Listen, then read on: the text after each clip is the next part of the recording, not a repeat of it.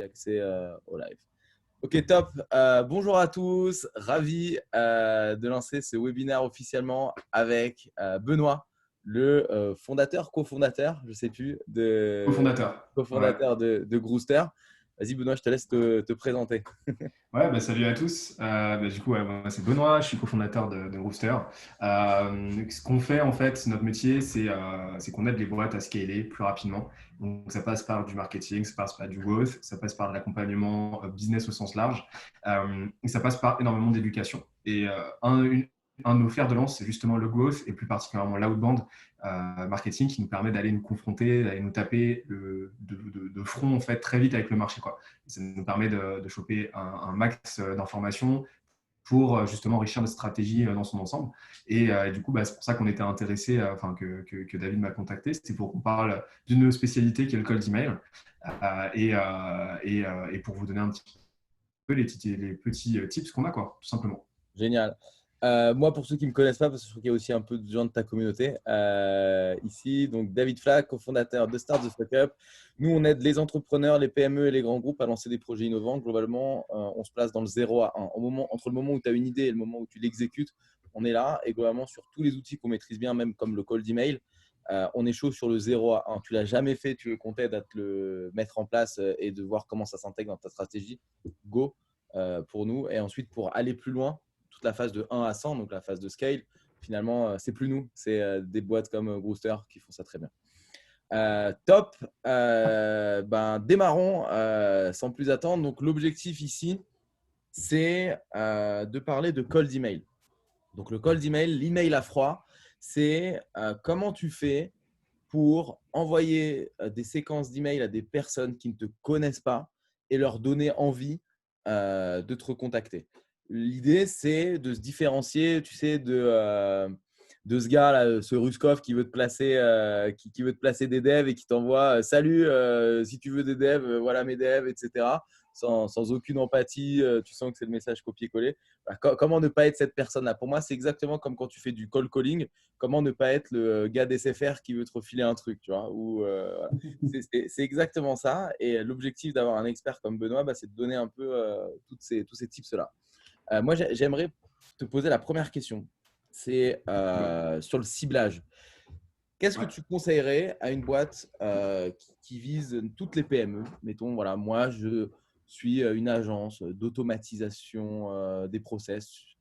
Mettons, je dis n'importe quoi, ou une agence de dev. Je suis une agence de dev et je fais des devs pour les PME. Donc, comment est-ce que tu conseillerais à une boîte comme ça, donc à plein de cibles, de choisir ses premières cibles pour les premiers cold email?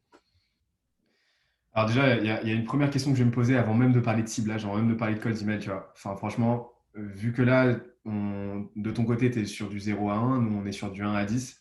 Le cap du 1, en fait, tu le passes quand tu as atteint un truc qui est ton product market fit. Donc déjà, première chose, je vais regarder si la boîte, elle a trouvé son product market fit. Et si elle Et, ne l'a pas euh, trouvé, tu lui et conseilles de faire quoi pour quand même… Parce que quand bah, tu ne l'as pas trouvé, il faut quand même que tu ailles voir des clients pour savoir si tu l'as. ouais, exactement. Et du coup, c'est ça. Donc déjà, une boîte qui me tient le discours de notre marché, c'est toutes les PME. Pour moi, déjà, c'est un gros signe qu'elle n'a pas de product market fit et qu'elle ne sait pas vraiment à qui elle s'adresse. C'est un truc à affiner, mais déjà, c'est un premier signe. Si elle n'a pas de product market fit, ce qu'on va faire, c'est qu'on va morceler en fait son marché en silos et formuler des hypothèses. Donc, on va regarder dans les PME, on va regarder tu vois, dans cette grosse, dans ce gros bordel qui est toutes les PME de France où tu as des dizaines de millions de boîtes. Tu vois, on va regarder quelles sont les boîtes qui ont le plus de chances de fitter au niveau de la proposition de valeur. Donc, on va se baser déjà sur le portefeuille existant. Tu vois, on va aller voir avec qui ils ont déjà travaillé, avec quel succès. Donc, on va analyser en gros ce qu'ils ont fait dans le passé pour voir s'il y a des choses qui se dessinent, tu vois, s'il y a des secteurs d'activité plus présents que d'autres, s'ils ont déjà des preuves sociales intéressantes, ainsi de suite. Donc, ça, c'est la première chose. On va essayer déjà d'identifier deux ou trois, tu vois, en général pas plus parce qu'on essaie de se limiter aux expérimentations les plus petites possibles. Parce que si tu as un truc sur un truc multifactoriel, au bout d'un moment, tu ne sais plus quoi analyser. Et donc, on va d'abord identifier ce qu'on estime comme étant les deux ou trois segments de marché les plus prometteurs. Et ensuite, à partir de là, une fois qu'on a cette segmentation, qu'on a défini les bonnes personas, donc les bons interlocuteurs au sein de ces boîtes-là, tu vois, je sais pas, le dirigeant, le CTO, j'en sais rien, tu vois. Là, pour le coup, c'est de l'automatisation, donc tout de suite, je vais penser au CTO ou au directeur des opérations. Une fois qu'on a défini ça, et ben là, on peut aller dans différentes bases de données pour aller récupérer les bons interlocuteurs au sein des bonnes boîtes. Et puis là, on peut commencer à travailler, tu vois. Et pour une cible donnée, mettons les CTO, je sais pas, de boîtes tech qui ont entre 10 et 50 employés. Ouais. Selon toi, une bonne séquence pour qu'elle soit assez personnalisée, il faut que tu aies combien de personnes? Je sais que c'est difficile de donner ce chiffre-là, mais tu sais, souvent quand tu fais ta recherche sur Sales Navigator, tu te dis, ah là, il y a 100 personnes, là, il y en a 200, sur cette recherche, il y en a 500. À quel moment, enfin, c'est quoi les indicateurs que tu conseilles pour dire, OK, là, je suis assez précis, mais je suis quand même assez gros pour faire un truc qui ne va pas me demander un temps fou.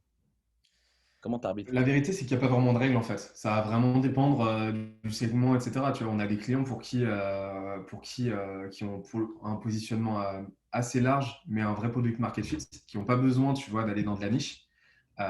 Et là, pour le coup, on est sur des audiences de plusieurs dizaines de milliers de personnes. Et en fait, ça va très bien, tu vois. Ça va très bien parce qu'on sait que l'intégralité de cette audience est qualifiée. Par contre, après, il y a des audiences, tu vois, genre beaucoup plus spécifiques, beaucoup plus nichées.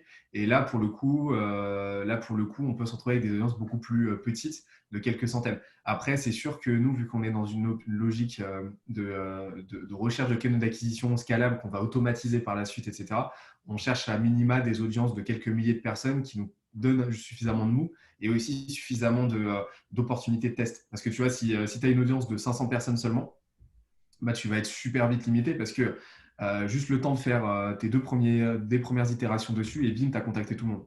Donc, Hmm. c'est pas fou. C'est Donc, tout dépend. ok. Là, c'est rigolo la Ouais, c'est différence ça. d'approche parce que comme toi, tu joues sur le scale, tu prends des audiences beaucoup plus grosses. Alors que, ouais, comme moi, j'arrive plus à un moment où le gars n'est pas encore sûr de son product market fit, je prends Ouais. des audiences plus petites, mais c'est hyper intéressant. En fait, nous, on va toujours commencer, tu vois, par chercher tu vois, une fois qu'on a défini la stratégie, on a défini les différentes industries, les différents segments, machin. Là, on va toujours commencer par aller voir. Alors, la première chose, c'est Sales Navigator, tu vois, en B2B. C'est pas la plus efficace, mais c'est la plus rapide.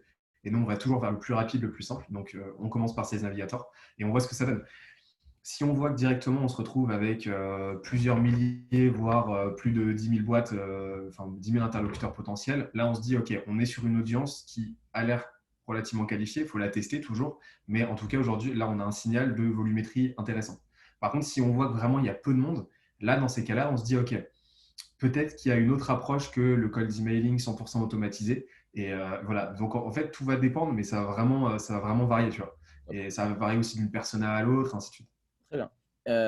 Trop bien. Maintenant, j'ai une autre question, c'est sur les séquences. Rentrons dans le dur un peu. Le plus dur quand tu fais ça, bon, tu as ciblé, c'est cool, mais c'est d'écrire des séquences qui se démarquent. D'autant plus Ouais. qu'en ce moment, il y a de plus en plus de gens qui commencent à comprendre que tu peux envoyer des emails et que ça peut marcher. C'est quoi pour toi la séquence parfaite? Est-ce que tu peux nous donner un exemple que tu as fait récemment? Je vois que tu postes pas mal de trucs, genre regardez cette séquence, elle est super ouverte, etc. Mais genre, voilà, c'est quoi, par exemple, pour commencer par le début, les meilleurs objets que tu as vus et ensuite le meilleur premier mail que tu as vu? Ouais, ok. Je vais faire un petit teasing vers un de nos contenus à la fin du coup, parce on a sorti un cours il n'y a pas longtemps qui parle exclusivement du taux d'ouverture et comment le booster. Donc on parle des livrabilités et on parle de comment choisir son objet d'email. Et en soi, le cours il fait 40-50 pages, donc il est ultra fourni et on parle de tout. Donc là, pour l'instant, j'ai vraiment parlé uniquement de la partie écriture. Je ne vais pas parler de la délivrabilité, tu vois, mais c'est deux trucs pour ton taux d'ouverture qui sont fondamentaux et qui vont de pair. Donc, si on part du postulat que tes emails ont une bonne délivrabilité, c'est-à-dire qu'ils arrivent en boîte de réception systématiquement, ok, là, du coup, on peut commencer à parler des objets. Et typiquement, en fait, les objets, pour comprendre leur fonction et pour comprendre la mécanique derrière psychologique, eh ben, il faut se mettre dans les baskets de ton lead, tu vois, de ton interlocuteur. Ton interlocuteur, lui, il va sur sa boîte mail, pas principalement pas pour se manger des objets d'email ultra marketing, tu vois, ultra engagé, enfin, tu vois, ultra impersonnel, etc. On a développé un filtre aujourd'hui, enfin, tu vois, depuis le temps, ça fait 15 ans qu'on bouffe des emails tous les jours, on a développé tout le monde un filtre qui nous permet d'identifier les emails marketing, les emails sales, etc. et de les mettre de côté. Et donc, on est en mesure, en vraiment une fraction de seconde, de définir si un mail va nous prendre du temps ou nous en apporter, va nous apporter une information intéressante ou pas. Et à partir simplement de l'objet. Et ce que les gens viennent chercher quand ils vont dans leur boîte mail, c'est des interactions déjà humaines, c'est des informations qui vont leur permettre de faire la différence dans leur quotidien. Et c'est de l'authenticité et de la simplicité parce qu'on est tous charrettes, on est tous pris intellectuellement parlant et cognitivement par plein de trucs autour de nous. Et donc, on ne vient pas dans sa boîte mail pour se fader des emails à rallonge. Voilà.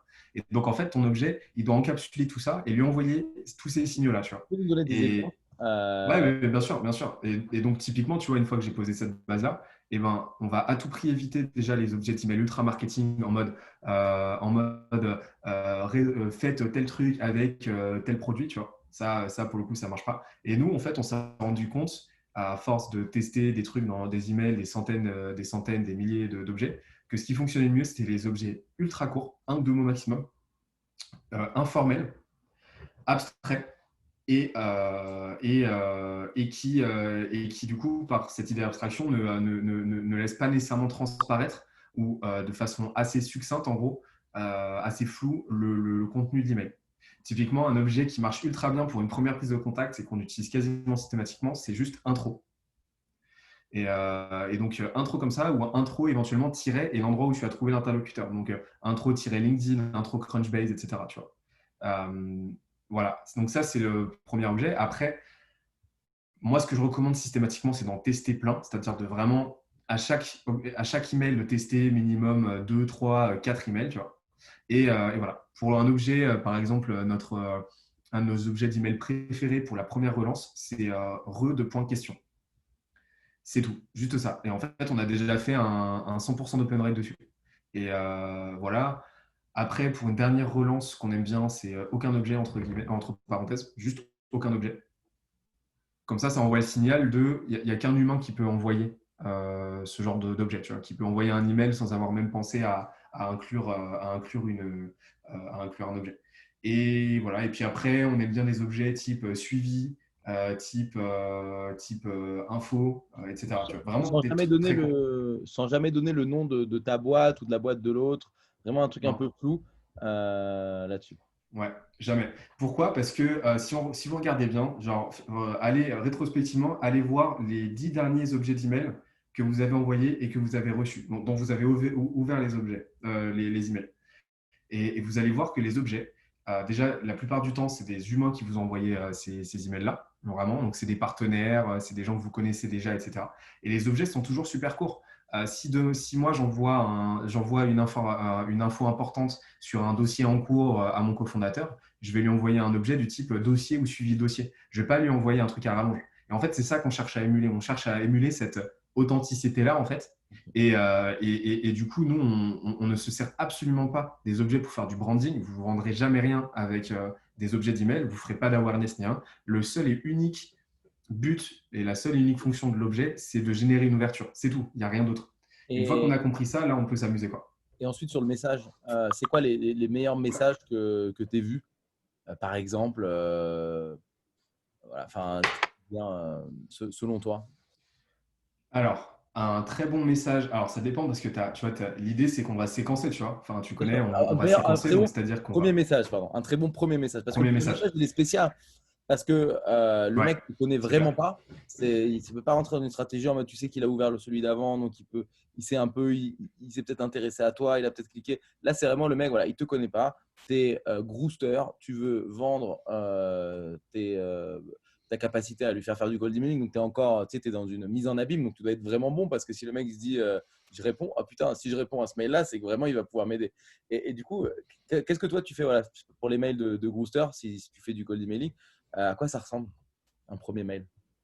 Alors nous, pour le coup, on a la chance de quasiment avoir jamais fait d'emailing pour nous parce qu'on a un inbound très fort et qu'on a du mal à suivre déjà aujourd'hui, tu vois. Mais par contre, on en fait énormément pour nos clients, tu vois. Enfin, Mhm. on en fait donc on en fait pas pour nous, mais on en fait pour nos clients. Mais du coup, en gros, déjà, il y a pas de recette miracle, mais oui, il y a une structure classique. C'est-à-dire qu'un très bon email, il va se structurer autour d'un framework de copywriting qui s'appelle l'AIDA. C'est d'abord, je crée l'attention. ensuite je génère l'intérêt, je crée le désir et ensuite je passe à l'action et je donne à mon interlocuteur ce qu'il faut pour continuer l'échange et bénéficier de la solution que je viens de lui apporter.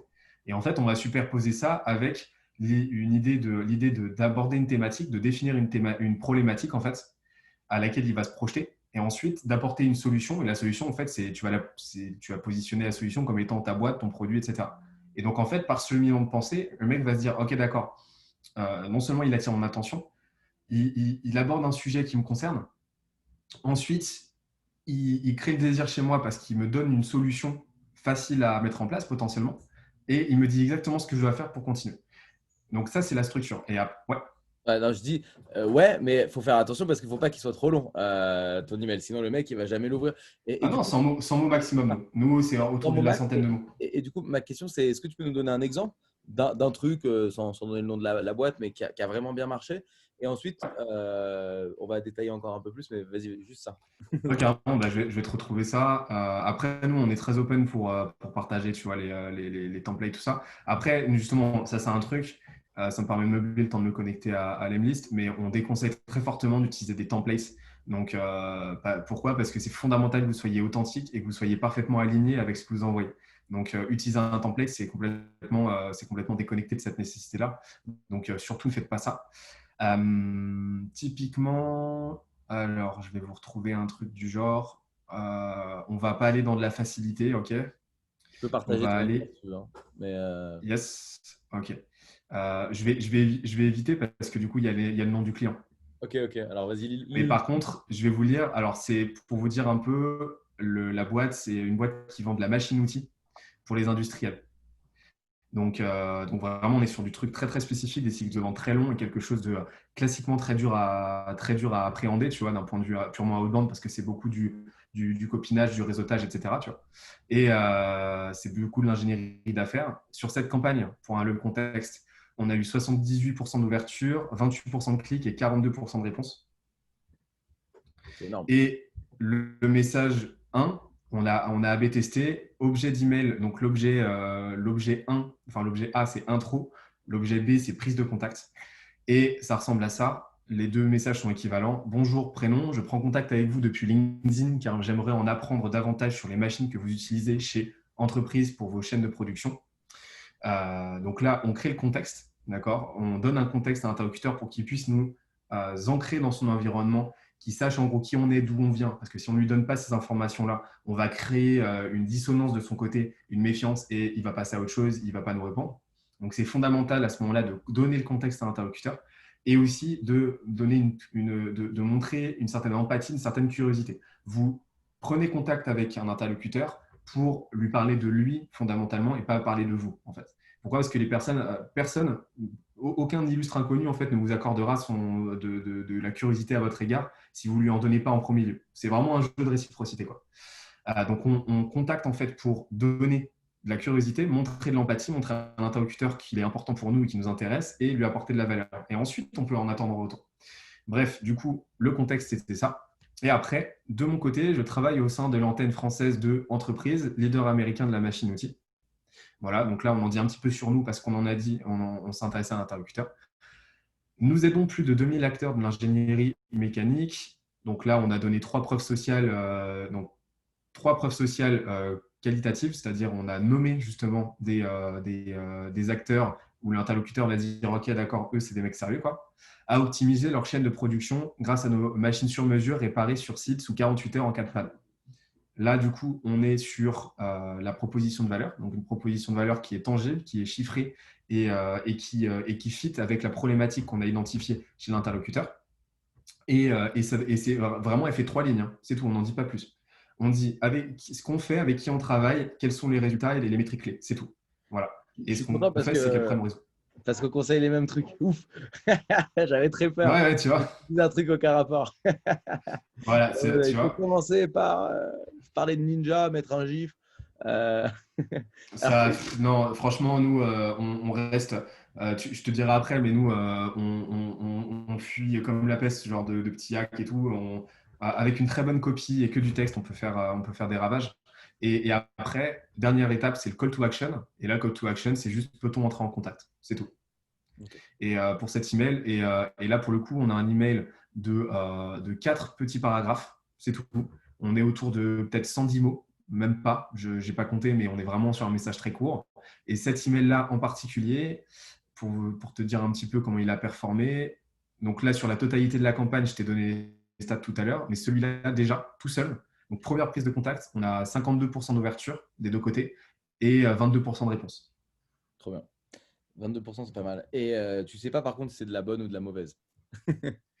Ah bah là pour le coup, après il faut requantifier, mais le fait est que, enfin tu vois, après ça a à voir, ça c'est un autre sujet pour le coup. Là, notre intérêt, nous, à ce stade-là, c'est de créer une interaction. Après, si tu as beaucoup de réponses négatives, c'est soit que ta copie est mauvaise, soit que ton ciblage est mauvais. Tu vois. Et autre question, du coup, comment est-ce que tu conseilles de structurer les séquences? Et ça ressemble à quoi un mail 2? Nous, par exemple, on conseille en mail 2 de toujours démarrer par avez-vous pu jeter un œil à mon dernier email parce que c'est ce que ferait un humain. Est-ce que toi, tu es d'accord avec ça? Comment est-ce que toi, tu structures ton deuxième message? Et après le deuxième message, comment tu structures toute la séquence pour donner à chaque fois des infos différentes? Est-ce que tu as des petits tips, des trucs qui marchent bien? Dis-nous. Ouais, alors moi j'ai deux types de relance 2. J'appelle enfin, la relance 1, pardon, donc le mail 2, j'appelle ça le double tap. Référence à Zombieland pour ceux qui l'ont vu. Mais en gros, c'est quoi? C'est 2 ou 3 jours après le mail 1. J'envoie en gros une redite, soit j'envoie une redite du mail 1 légèrement plus courte, légèrement reformulée, etc. Soit j'envoie une relance vraiment, vraiment très, très, très courte, genre très concise, du genre bonjour first name, ping. En gros, limite ping, quoi. Genre avez-vous vu mon email? Juste pour remonter en fait dans son fil. Et devenir un Voilà, donc humain. ça, c'est Et c'est un truc que ferait un humain aussi. Je trouve que c'est exactement, mais c'est ça. je trouve qu'en fait, dans toutes les réflexions qu'on doit avoir, c'est de se dire, et c'est pour ça que nous, ce qu'on conseille au début, c'est pour quelqu'un qui l'a jamais fait, d'essayer de le faire un peu à la mano Ouais. au début pour voir un peu avec quoi il est à l'aise et ce qu'il répond un peu.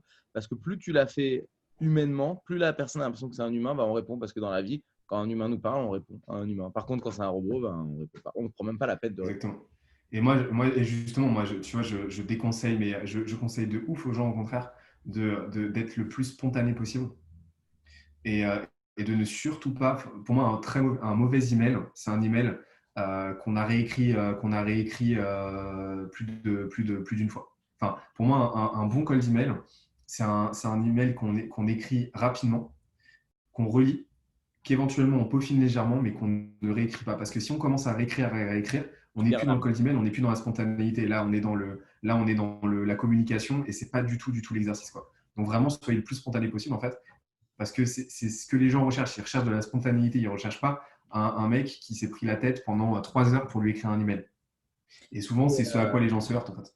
en termes de style d'écriture, dans le sens, est-ce qu'on peut mettre des petites blagues au milieu? Est-ce que tu conseilles de mettre des petits cœurs, des petits smileys pour faire le plus humain possible, le plus détente? Parce que nous, par exemple, quand on a des clients avec nous, ils nous disent parfois, moi j'aime bien leur conseiller de faire une petite blague au milieu pour détendre l'atmosphère, pour essayer de montrer que c'est un humain. Mais parfois, ils me disent non, non, mais ça, c'est pas trop mon style, ça, c'est plus ton style. Tu vois, toi, t'es un peu plus énergie, etc. Moi, je suis plus tranquille, expert, je sais pas quoi. Du coup, qu'est-ce que toi, c'est quoi ta position là-dessus? Ça, enfin, tu vois, quand on envoie un email, code email, c'est le prolongement de toi-même. Donc, faut que tu sois en phase, faut que tu sois aligné. C'est sûr que en théorie, l'humour, c'est un super levier parce que ça active tout ce qu'il faut d'un point de vue hormonal, tu vois. Tu fais rire quelqu'un, bim, sérotonine, dopamine, et du coup, mécanisme On de fait la du récompense et SVT. la Hein. réciprocité. De quoi? On n'a pas dit aux gens qu'on faisait un cours de SVT. Non, mais tu vois, genre, en gros, c'est ça. Quand tu fais rire quelqu'un, pourquoi les pubs, souvent, il y a plein de pubs qui sont drôles parce que tu déclenches toute cette mécanique-là. Donc, c'est un super levier, tu vois.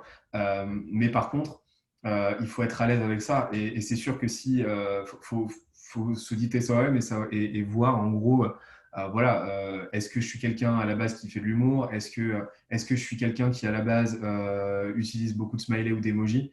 Si la réponse est oui, bah oui, mets des emojis dans tes emails parce que ton intérêt, c'est de créer des relations, de te vendre toi avant tout en tant que personne. Tu vois, il y a 3 niveaux de confiance. C'est le niveau confiance interpersonnelle, donc envers toi en tant que personne, confiance envers ton produit et confiance envers ton entreprise. S'il n'y a pas ces 3 niveaux-là de confiance, il n'y aura pas de relation business. Et donc, la première chose que tu dois chercher à faire avant toute chose, c'est de créer cette confiance interpersonnelle.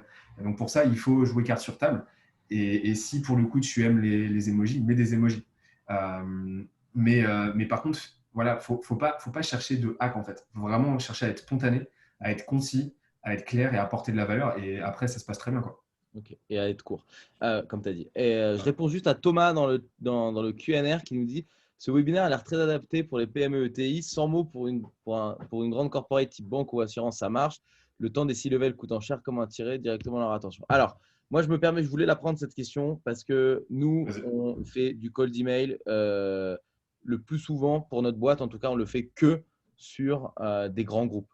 Moi, j'ai eu des rendez-vous avec des mecs du COMEX, d'AXA, du COMEX d'Accor, du COMEX de Renault. COMEX de Renault, hein, vraiment COMEX. C'est que le mec s'asseyait à la droite de Carlos Ghosn, quoi. Et j'étais dans la même pièce que lui avec un cold email. Donc, c'est faux, en fait, que tu sois PME, jeune entrepreneur ou big boss. Tu restes un humain, tu restes quelqu'un qui a des problématiques. Et donc, si ton produit répond à la problématique de cette personne-là, il va te répondre. C'est vraiment, en tout cas, nous, on s'est lancé sur les grands groupes avec uniquement du cold email et ça a vraiment bien marché. Donc, je ne sais pas si tu as un point, Benoît, est-ce que tu conseilles de parler pareil à un grand groupe ou pas? Moi, à part le vouvoiement, je vous vois les mecs des grands groupes, mais c'est tout, quoi. Je suis très détente dessus. Ah, non, mais c'est clair. Non, mais là, pour le coup, ça, c'est des limitations que les gens se mettent en fait en se disant, ouais, mais ça marche. Tout le monde a une boîte mail. Et donc, tout le monde peut être un lead potentiel par email.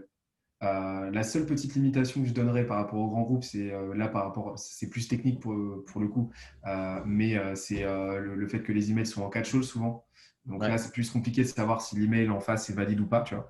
Mais ça serait la seule limitation. Mais après, tu peux très bien, honnêtement, si tu débrouilles bien, enfin, on a déjà pris énormément de rendez-vous avec du grand compte, avec uniquement du cold email et ça s'est très très bien passé. Donc, non, c'est adapté à tout type de business. En fait, il faut juste tester. Mais la question, en fait, à notre sens aujourd'hui, même en B2C, hein, c'est pas est-ce que le code email est adapté pour moi, mais comment l'utiliser. Parce que même en B2C, même si c'est pas pour vendre directement, trouver des clients, bah, tu vas l'utiliser pour trouver des partenaires, tu vas l'utiliser pour trouver des influenceurs, tu vas l'utiliser pour faire du SEO, échanger des backlinks. Donc en fait, le code email, mais dans n'importe quelle typologie de business, ça va être utile.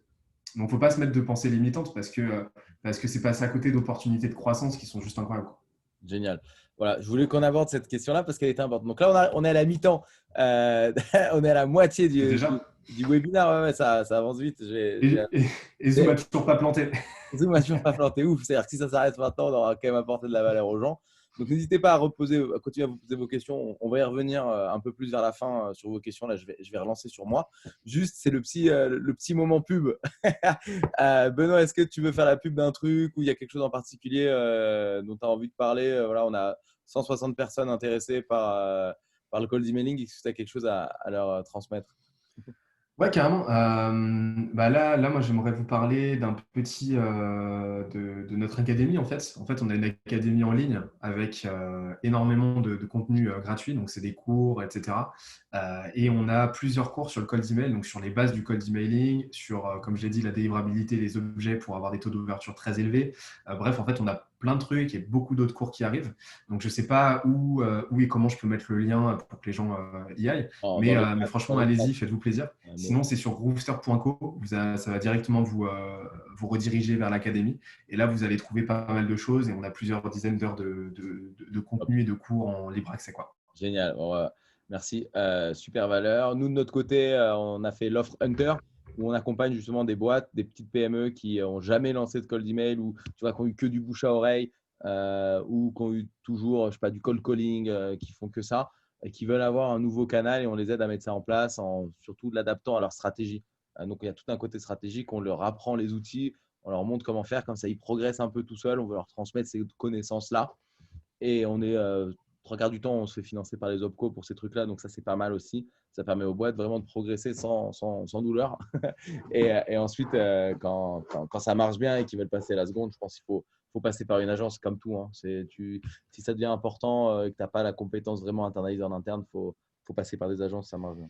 C'est ça. Bah, nous, pour le coup, on a arrêté d'être une agence. On en fait quasiment plus de l'agence. Maintenant, on accompagne en tant qu'advisor en fait les boîtes parce qu'une agence, elle ne saura pas en fait aller elle saura pas décortiquer, elle n'aura pas la légitimité pour aller chercher tous les systémismes en fait dans ta boîte et toutes les ramifications parce que ton marketing dysfonctionne, tout le reste va dysfonctionner et tu vois, donc une boîte, c'est un organisme avec différents organes. Si tu as un organe qui plante, tout le reste plante, quoi.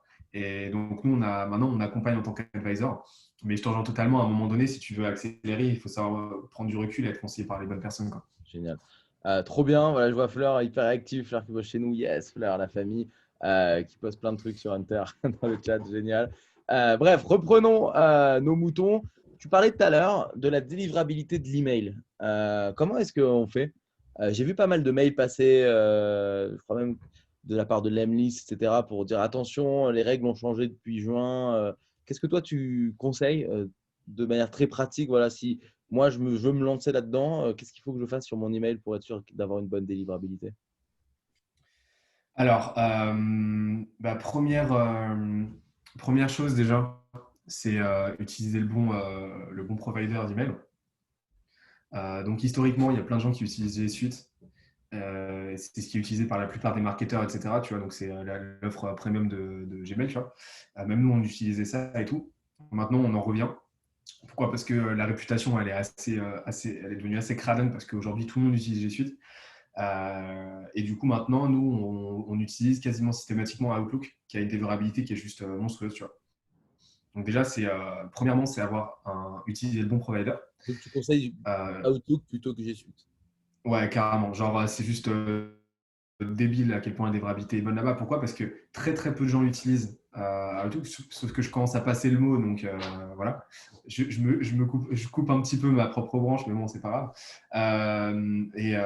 Et aussi parce que c'est utilisé par une grande majorité de corporates la plupart du temps, ou en tout cas des boîtes plus tradies, tu vois, qui sont pas très growth savvy et qui du coup font que Outlook globalement a une très bonne réputation, tu vois. Et en plus, voilà, en plus de ça, Outlook, il bloque un peu systématiquement tous les emails qui ne sont pas Outlook. Et donc, si tu vas aller être à des marchés de la boîte un peu tradie ou du grand compte qui sont quasiment tous sur Outlook, bah, tu vas arriver quasiment systématiquement spam. Donc, il y a plein d'avantages qui font d'Outlook pour nous la référence aujourd'hui. Ensuite, c'est utiliser les bons outils pour traquer ta livrabilité. Donc, nous, on utilise Glocal systématiquement pour auditer justement la livrabilité, voir les dysfonctionnements. Comment t'écris? Euh, Comment ça s'appelle? GLOCK comme le pistolet et apps A2PS. Ça te donne un compte rendu exhaustif en gros de ce qui se passe sur ton sender. Tu vois. Ensuite, c'est assez technique. Hein. Genre vraiment, nous, quand on a un protocole de chauffe, c'est une quinzaine d'étapes. Donc c'est pour dire que vraiment, J'ai pas de c'est très l'M-War, technique. juste l'M-War, mais c'est bon. Non, ça suffit carrément pas. Ça D'accord. suffit carrément pas. Et du coup, nous, ensuite, c'est programmation DNS, donc SPF, DKIM, DMARC qui maintenant est obligatoire. Donc ça, c'est des petits paramétrages en fait que vous allez mettre sur votre serveur. Donc vous allez sur OVH. Je vous déconseille OVH, c'est un peu pourri, mais vous allez sur Google Domain ou quoi et vous mettez vos DNS. C'est fondamental, en gros, c'est la carte d'identité de votre domaine. Si vous n'avez pas ça, vous allez être bloqué à l'entrée des serveurs qui ne vont pas vous accepter parce qu'ils ne savent pas qui vous êtes. Et ensuite, là, du coup, tu peux, une fois que tu as ça, commencer à setup ton lemlist, donc ton outil de cold email. Donc, encore une fois, cold email, donc pas du Sendinblue, pas du Mailchimp ou quoi, vraiment des outils conçus pour. Donc, nous, on utilise lemlist. Et là, on va mettre deux choses en place qui sont déjà le custom tracking domain. Donc, c'est un petit sous-domaine qui permet de traquer tes emails, donc les clics, les réponses, les ouvertures. Sans ça, tu perds énormément de livrabilité, tu perds jusqu'à 30%, quoi. Donc, c'est juste. Voilà. Et après, on utilise Lemware, donc qui est un outil qui va chauffer automatiquement ton email en faisant s'échanger des Sans emails. réponse, ouais. Voilà. Voilà. Et ça permet de préchauffer ton sender comme ça. Et quand il y a un email qui arrive en spam ou en tabs, il le met en inbox, il le marque comme important et il y répond pour habituer en fait les algos à tout le temps te mettre en inbox. Et ensuite, ça, c'est le début. J'oublie peut-être deux, trois étapes, mais il y a tout sur le cours sur la délivrabilité sur notre académie. Donc allez-y, parce qu'il y a vraiment pas mal de choses à prendre en compte. Et une fois qu'on a tout ça, ben, en fait, ce qui va maintenir la délivrabilité sur la durée, c'est la qualité de vos campagnes. En fait. Si vous envoyez les emails aux bonnes personnes et que vous envoyez le bon message et que du coup, vous avez un très bon ratio entre le taux d'ouverture et le taux de réponse, et ben là, les algos vont vous adorer. Donc, il faut viser à minima 25% de réponse Ok. sur la totalité de votre audience. Et là, du coup, vous aurez des ratios intéressants. Génial. Voilà. Bon, ça, c'était la partie un peu technique. Reprenons un peu sur les séquences. Donc, tu as dit Ouais. le mail 1, il faut être court, il faut parler rapidement de sa boîte en une phrase, voilà, faire des petits paragraphes. Le mail 2, carrément, soit tu reformules le mail 1, soit tu envoies un truc en mode bonjour, ping. Est-ce que tu as vu mon email? Merci. Je vois qu'il y a quelqu'un qui nous a demandé vous voyez, tutoyer rapidement là-dessus. Il y a deux choses à te demander. C'est toi, déjà, de base, toi, est-ce que tu es plus partant pour. Est-ce que tu préfères être tutoyé ou est-ce que tu préfères être vouvoyé? Première question. Donc, déjà, si la réponse est vous, bah, vous voit systématiquement. Et ensuite, la deuxième question, c'est ton audience, est-ce qu'il y a un no-go absolu pour le tutoiement? Je ne sais pas si tu démarches par exemple des dirigeants de boîtes tradies de plus de 50 ans, tu as de fortes chances que le tutoiement ce soit un peu tendu pour eux. Donc là, pour le coup, c'est deux questions qu'on se pose nous. Après, nous, de notre côté, on tutoie quasi systématiquement dans nos actions à nous. Alors, encore une fois, on n'aura pas le call d'email, nous, c'est plus sur LinkedIn, mais voilà.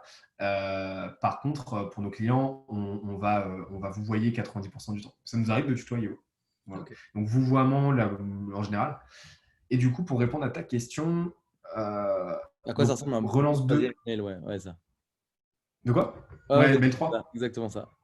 C'est ça. Et du coup, bah, alors, donc mail 2, comme je te l'ai dit, c'est le double tap. Tu vois, c'est juste, est-ce que tu as en gros ping mon email 1, tu vois.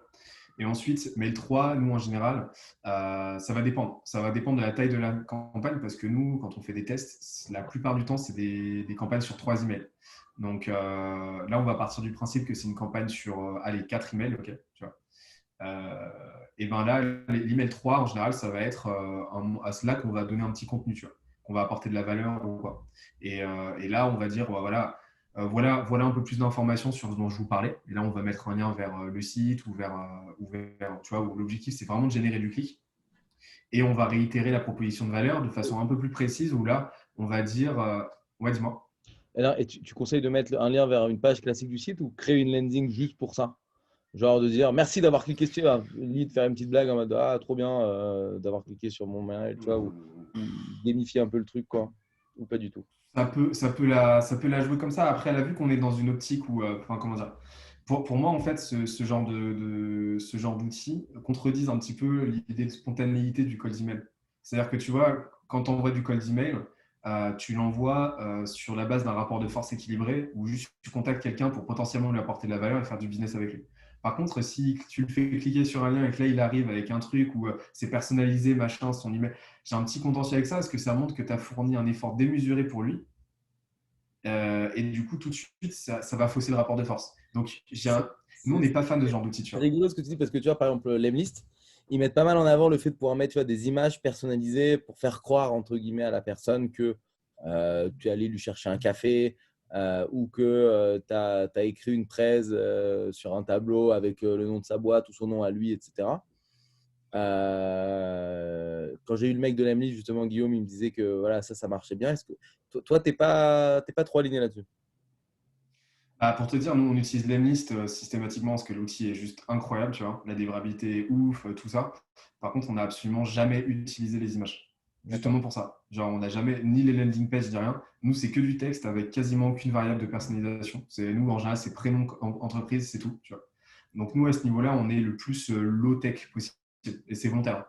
Et pourquoi? Parce que tu envoies une photo de toi avec un café, ni rien. Ça fait vraiment genre pitié, tu vois, réponds-moi. Nous, on n'est pas dans cette recherche-là. Nous, on cherche à créer des relations d'égal à égal, tu vois, où on est là pour faire du business, en fait. On n'est pas là pour supplier l'interlocuteur, en fait. Donc, on fait en sorte de ne jamais, jamais se positionner en dessous du mec qu'on contacte. Pourquoi? Parce que juste, c'est pas vraiment pas, à notre sens, le meilleur moyen de faire du business. Parfait. Donc, reprenons sur le mail 3. Donc, tu nous as dit, voilà, tu mets un petit lien vers ton site en mode, voilà, tu auras plus d'infos ici si ça t'intéresse. Ensuite, voilà, comment tu structures le reste et combien de mails tu conseilles de faire Bah, alors moi, déjà, tu vois, si tu veux rallonger ta campagne, moi déjà, ce que je recommande, c'est toujours de commencer le plus court possible. tu vois, et après de rajouter des étapes. Mais moi, ce que j'aime bien, typiquement, c'est si j'ai un contenu vraiment pour le coup qualitatif à partager, genre vraiment un truc fat, quoi, c'est envoyer un premier email de teasing où là, mon objectif de conversion, c'est une réponse et où je vais dire à l'interlocuteur, voilà, du coup, on est en train de finaliser ou on est en train de finir ce doc, tu vois, ce livre blanc, cet e-book, je sais pas quoi, où on est en train d'organiser ce webinaire. On va y voir comment résoudre tel problème. Donc là, vraiment problème shiny où l'interlocuteur va dire, ouais, ça m'intéresse. Et là, call to action, en gros, un signe de votre part et je vous envoie le lien. Voilà. Et où là, en gros, tu proposes à l'interlocuteur de lui envoyer le lien. Là, tu vas générer une réponse et de cette réponse, tu vas pouvoir créer un échange. Et ensuite, 4 jours plus tard, 3-4 jours plus tard, s'il ne répond pas, là, tu lui envoies le lien en disant bonjour prénom, voici le lien dont je vous parlais. On y fera ça, ça, ça. Ce serait un plaisir de vous y voir et d'avoir vos retours. Et ça marche très bien. Et comment Donc, tu finis ta séquence? Est-ce que tu et envoies un comment truc je la finis ABT ensuite? ou des choses comme Ouais. ça? Pour le coup, nous, on a deux grandes façons de. On a trois grandes façons de finir, de finir une campagne. Pour le coup, on le teste, tu vois, on a test pour voir ce qui marche le mieux. C'est premièrement, c'est relance, c'est break-up informel. Donc, break-up, c'est email de rupture. Donc, c'est le tout dernier email de la campagne. Donc, c'est email de rupture où là, informel, où tu vas envoyer genre aucun objet en email. En objet, tu mets aucun objet entre parenthèses, tu vois. Et là, tu vas faire bonjour, prénom, mon invitation tient toujours. Quand serez-vous disponible? Prénom, donc ton prénom, envoyé de mon iPhone.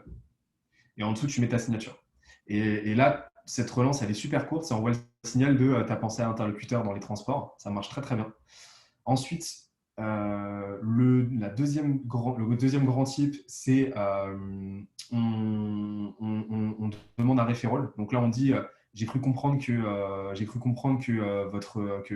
qu'en ce moment c'était chaud de votre côté. Je le dis très mal exprès parce que pour que les gens fassent l'effort de le reformuler, c'est super important. Mais j'ai cru comprendre que c'était chaud de votre côté en ce moment.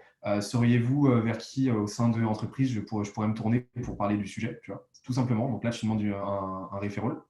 Et la troisième typologie, c'est ce qu'on appelle un QCM, où là, tu vas énumérer, et là, du coup, tu peux faire preuve d'humour, les 3, 4, 5 raisons qui font que l'interlocuteur n'a pas répondu. Donc, en général, ça va être 1 et 2, ça va être une petite vanne. 2, 3, ça va être tu as déjà une solution. 4, tu es tellement en galère que tu n'as même pas eu le temps de me répondre. Et 5, la réponse 5. Et en call to action, tu donnes à l'interlocuteur le choix de. Tu demandes à l'interlocuteur de t'envoyer le chiffre correspondant et toi, ensuite, tu avises. Et ça marche grave bien. Et les interlocuteurs, du coup, ils jouent volontiers le jeu. Sauf qu'après, bah, toi, tu récupères, vu qu'il y a la signature attachée à la réponse, soit tu peux rebondir directement par email, soit directement, tu peux prendre ton téléphone et appeler le 06 qu'il y a dans la signature, quoi. Génial. Dernière question, après on va passer au Q&A de tout le monde. Euh, Comment tu arbitres entre envoyer un message sur LinkedIn ou envoyer un message par email? Parce que sur LinkedIn, il y a un côté encore plus spontané. Comment tu gères ça? Ouais. Bah déjà, en fait, on n'arbitre pas, c'est est-ce qu'on a l'email ou pas. Vu que 90% du temps, on passe par LinkedIn, par ces navigateurs pour générer nos leads, en tout cas au début, tu vois, d'un accompagnement pour un client, on sait qu'on va récupérer en moyenne 50% d'emails utilisables, tu vois. Donc, ça fait que sur une audience donnée, genre on a 2000 personnes à contacter, on sait qu'on va en avoir 1000 pour qui on aura un email et 1000 pour qui on n'aura que l'URL LinkedIn pour le coup. Et du coup, le split il se fait naturellement comme ça. Et ça nous permet, à partir d'une seule et unique audience, de tester les deux canaux directement et de voir lequel des deux fonctionne le mieux. Donc, en fait, ça se fait naturellement. Et nous, systématiquement, on va aller tester les deux canaux parce que, effectivement, les mécaniques sociales et psychologiques sont assez ténues, mais en même temps assez différentes pour qu'il puisse y avoir des différences de performance assez nettes. Tu vois. Donc, en général, on va systématiquement tester les deux en monocanal. Et ensuite, on va aller voir pour faire du multicanal entre les deux, essayer de les synergiser et mettre d'autres choses en place. Tu vois. Mais systématiquement, on commence toujours par tester les deux individuellement. Tu utilises quoi comme outil pour automatiser sur LinkedIn, prospecting? Prospecting, là, c'est vraiment un outil qu'on adore et qu'on recommande pour un usage personnel. Tu vois, ça vraiment, pour moi, c'est un incontournable. C'est avec Prospecting que tu as envoyé les réponses aux commentaires, non? Non, avec Phantom Buster parce qu'on a beaucoup trop de commentaires à scraper et au bout d'un moment, toutes les API automatisées, elles ne savent pas le faire. Donc, nous, on a mis en place un protocole d'extraction des commentaires automatiques pour passer à côté de personne. Et après, du coup, ça part dans Phantom Buster. Ça marche. Mais du coup, Prospecting, on le recommande à fond pour un usage perso. Par contre, dans un usage marketing comme le nôtre, ça va être moins adapté parce que la granularité des métriques, etc., est moins bonne.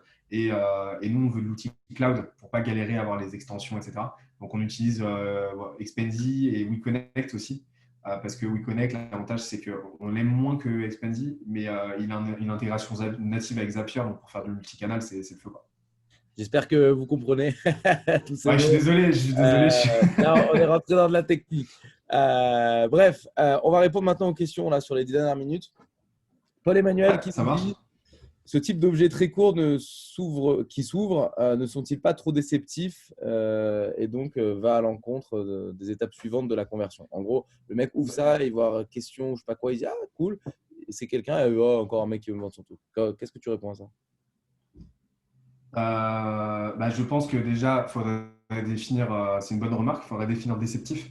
Parce que c'est sûr que si tu promets, il ne faut surtout pas promettre quelque chose ou aborder quelque chose qui n'est pas de continuité entre ton objet en fait et ton corps d'email, tu vois. Donc c'est pour ça que jouer sur l'abstraction, c'est un bon moyen aussi. Tu vois, si tu mets par exemple information, il n'y a aucun problème. Par contre, justement, et c'est ça, justement, je pense que c'est de là que vient la confusion, c'est que tu ne vends rien avec un code email. Le code email, il n'est pas là pour te faire vendre quoi que ce soit. Tu ne vendras jamais rien avec un email. Par contre, l'objectif du code email, c'est de créer la relation qui va se poursuivre après sur un autre canal, donc le téléphone, rendez-vous physique, etc. Ou une inscription directement sur un site. Hein. Ça dépend vraiment pour le coup de ton funnel.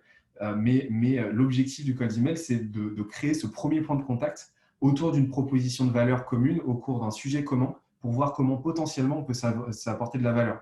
Et la valeur, il ne faut voir ça comme un échange de valeur. Hein, parce qu'une relation business, c'est pas un mec qui se fait dépouiller et un mec qui empoche. C'est un échange de valeur entre quelqu'un qui apporte une solution à un problème et l'autre qui le rétribue à hauteur de ce qu'il apporte avec une masse monétaire. Et donc, vraiment, il faut voir ça comme ça. Donc, vous n'êtes pas en train d'essayer d'aller dépouiller des gens avec des emails. Et c'est un paradigme vraiment à changer dans sa tête.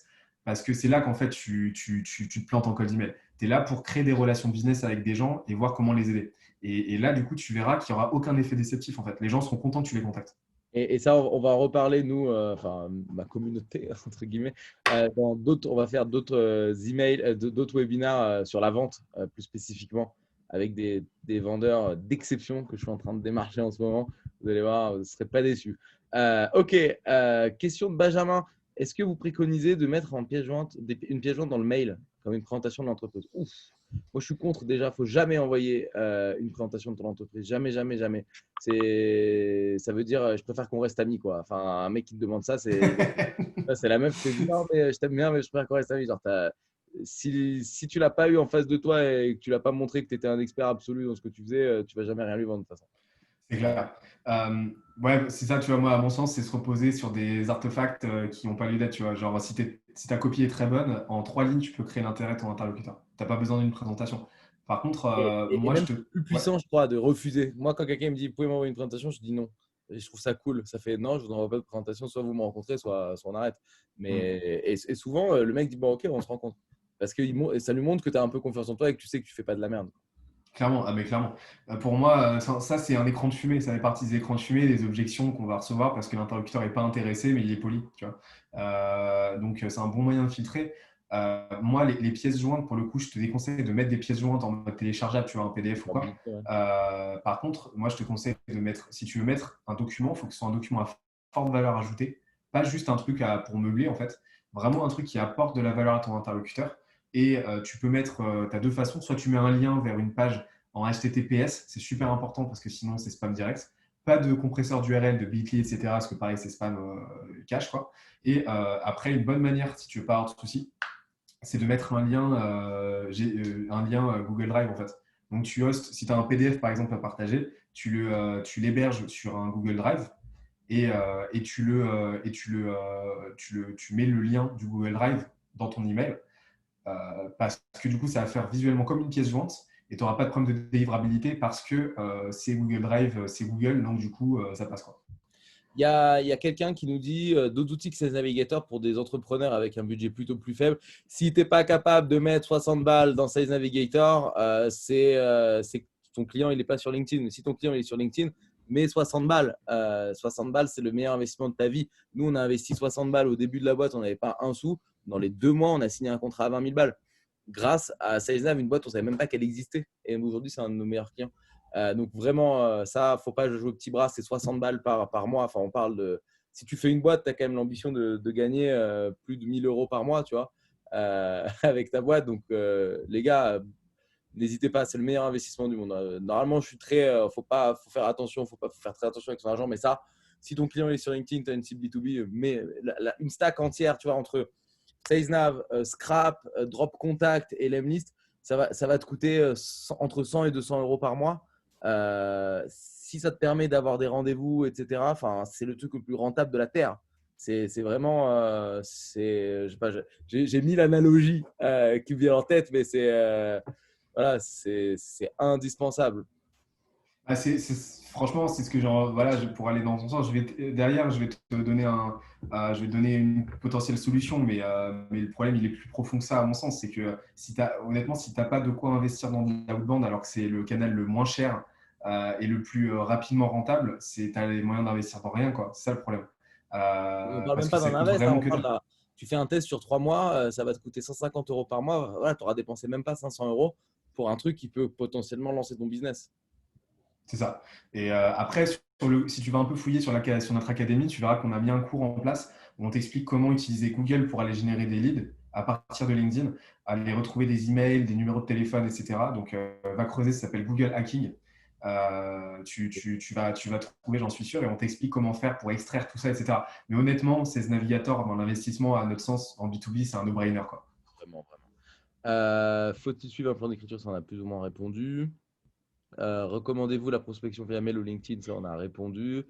À quel moment arrivez-vous à avoir le prospect au téléphone? Non, non, bah, le plus vite possible, en fait. L'email, c'est un moyen d'avoir le prospect au téléphone ou en rendez-vous physique. Ça, tu ne vas jamais rien vendre juste par email, hein. Ah bon. L'email, c'est un moyen d'avoir un rendez-vous. Comme le cold calling, c'est un moyen d'avoir un rendez-vous. Tu ne vas jamais rien vendre. Donc voilà, ça faut rester Ah bon. au Donc, il faut que le bon. plus vite possible, en fait, ça dépend de ton funnel. Après, tu vois, il y a des funnels qui sont 100% digitaux. Nous, on a des clients, c'est directement onboarding sur le site. Mais il faut que le plus vite possible, tu Ah, changes de canal c'est- pour le faire avancer dans ton funnel. Donc, cartographie ton funnel, définis les différentes étapes et dis-toi, OK, l'objectif du call d'email, l'objectif de la campagne, c'est de faire passer vers quelle étape. Tu vois, il faut que vraiment tu aies ce cheminement-là en tête. Et une fois que tu sais ça, bah, tu sais vers quel objectif de conversion ta campagne doit tendre et tu peux l'optimiser en fonction, tu vois. J'ai été contacté par Penny Lane qui fait tout comme nous, on a dit, mais ça marche. Ça lui a pas donné envie de répondre. Alors, il y a deux réponses possibles, je pense. La première, c'est peut-être que tu n'étais pas vraiment dans la cible de Penny Lane et que tu n'as pas envie de répondre parce que tu n'es pas dans la cible. Ou alors peut-être que ils n'ont pas tout bien fait. Et de toute façon, même quand tu fais tout bien, tu vois bien, tu as un taux de réponse à 20-30%, ce qui est quand même énorme.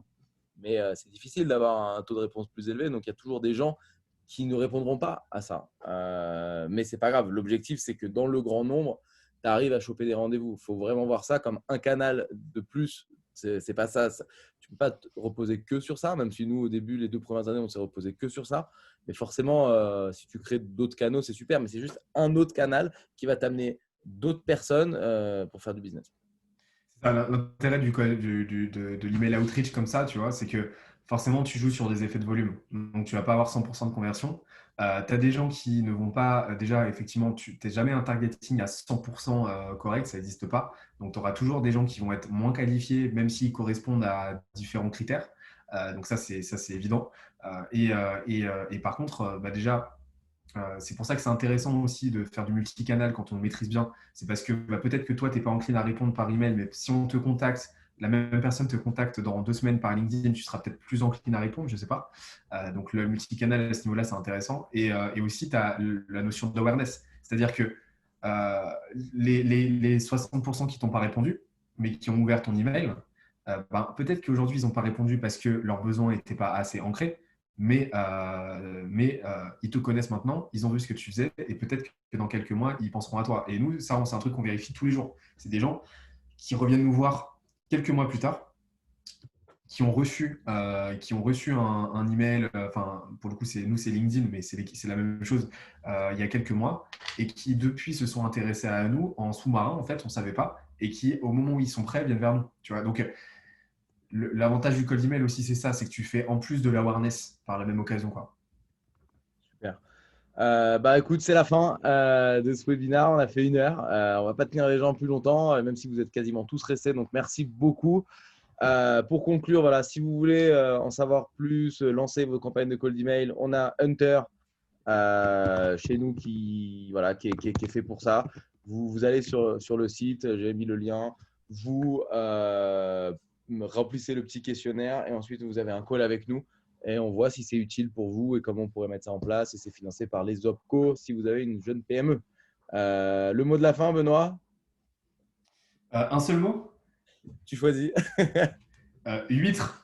Huître. Très Non. bien. Allez. Non, mais merci de m'avoir reçu. Franchement, c'était top. Comme je t'avais dit, on te renvoie à l'ascenseur avec un de nos Plaisir. prochains vacarmes. Donc, le prochain, c'est toi, non, prospecting, et le prochain, celui d'après, c'est toi. Et du coup, trop hâte de ça. Et j'espère que ça vous a plu. Et si jamais vous avez la moindre question, on est dispo sur l'académie. Je suis dispo sur LinkedIn ou par email. Donc, n'hésitez pas à nous faire un coucou. Ça nous fait plaisir et on est là pour vous aider. Voilà, bon, Grooster, vraiment belle boîte, bravo et merci encore pour tous les conseils que tu as donnés à tout le monde. Si vous avez d'autres questions, on n'a pas pu répondre à tout le monde, désolé, mais on a fait au mieux pour tenir le timing. J'espère que c'était intéressant, que vous avez appris des choses. Et voilà, merci à tous. Salut Benoît, à bientôt. Salut Euh, à tous. et Salut je vais David. fermer le webinaire. Ciao. Ciao.